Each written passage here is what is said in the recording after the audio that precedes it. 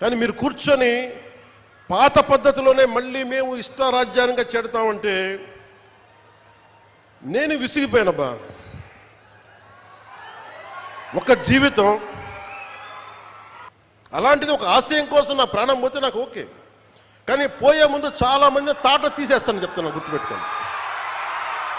ఒళ్ళుపై తెలియకుండా, బాధ్యత లేకుండా, అడ్డగోలుగా మేము చేసేస్తాం ఏదైనా, మొత్తం తీసి రోమం తీసి కింద కూర్చోబెడతాం, గుర్తుపెట్టుకోండి.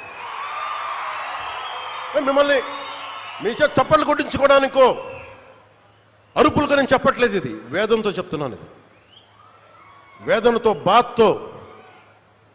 ఒక్కళ్ళు మాట్లాడలా, మనకి రాష్ట్ర విభజనప్పుడు ఒక్క ఎంపీ కూడా మాట్లాడలా.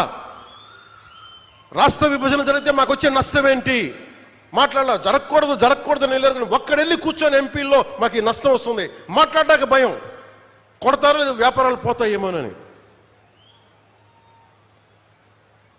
అంత దరిద్రపు గొట్టు బతుకులు ఎందుకు మనకి?